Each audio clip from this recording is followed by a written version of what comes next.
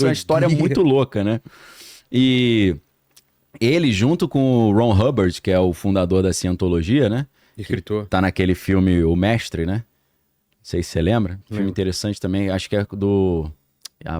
Paul Thomas Anderson, que é um diretor que eu gosto mais, que fez o Magnolia, que é um filme interessantíssimo. É Embriagado de Amor, mas Pô, qual? só filmaço. Só filme de alto nível, né? É um dos meus diretores prediletos. E o Ron Hubbard, que inventou a ideia da Dianetics, né? Era um escritor de ficção científica, né? É.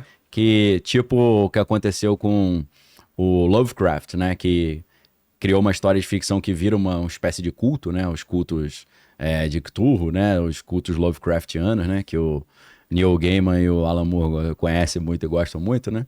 Monstro do Pântano é quase Lovecraftiano, total, cara, né? se é. Tem esses deuses transugatianos e tal.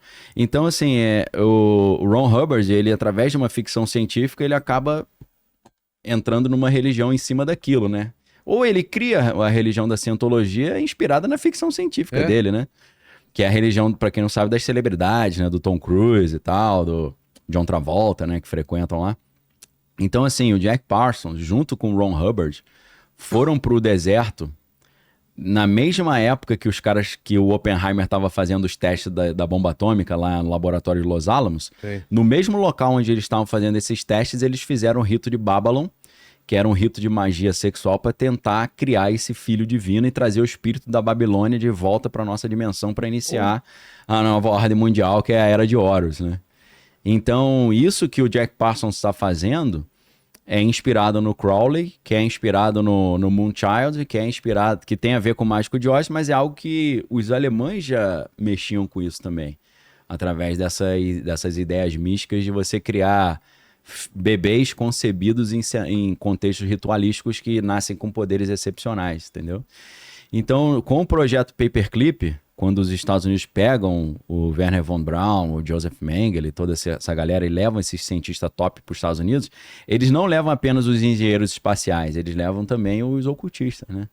Então, uma parte da CIA vai trabalhando em cima de controle mental, controle comportamental, e é por isso que o projeto MK Ultra é com a letra K, eu sempre lembro essa ideia, né? O projeto MK Ultra não é teoria da conspiração, foi documentado na Comissão Church em 1974 nos Estados Unidos.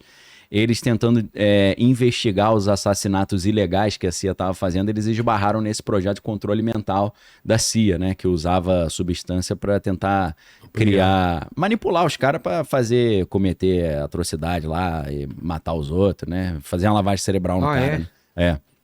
Então, eles esbarraram nesse negócio chamado MK Ultra. Eu falo, por que é mind control? E por que o K? Por que o K? Porque é em alemão, pô.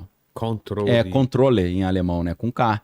Então, vem da Alemanha isso. Vem do Mengele. Eles já estavam trabalhando em cima disso. Então, assim, sem você entender esse componente esotérico dos alemães na Segunda Guerra Mundial, você não entende muito bem o que está em jogo ali. Por que ele queria a Arca da Aliança, a lança de Longino, essa coroa dos imperadores romanos. O que está em jogo é, na verdade, ele derrotar também as outras civilizações da Atlântida que sobreviveram ao dilúvio, entre aspas. Sim. Por quê? Sobreviveram alguns arianos, mas sobreviveram os inimigos deles também. Os povos com os quais eles brigavam. Quem é esse povo que sobreviveu?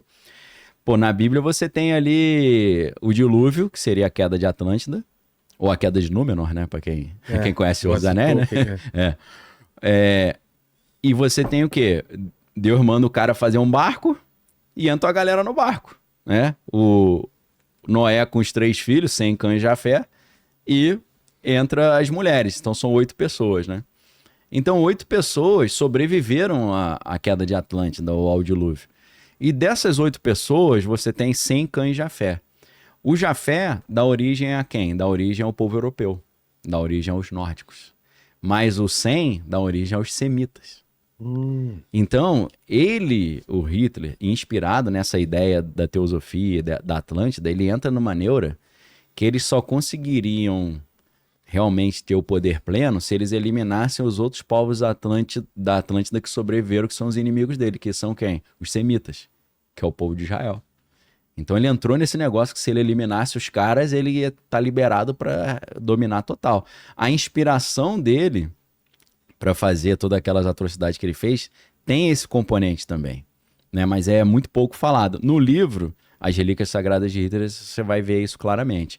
É claro que existia uma lenda na Alemanha de que na Primeira Guerra Mundial eles perderam a guerra porque alguns grupos da sociedade alemã traíram a nação alemã. E eles dizem que um dos povos seria os israelitas, os judeus que tinham traído. Ah, é?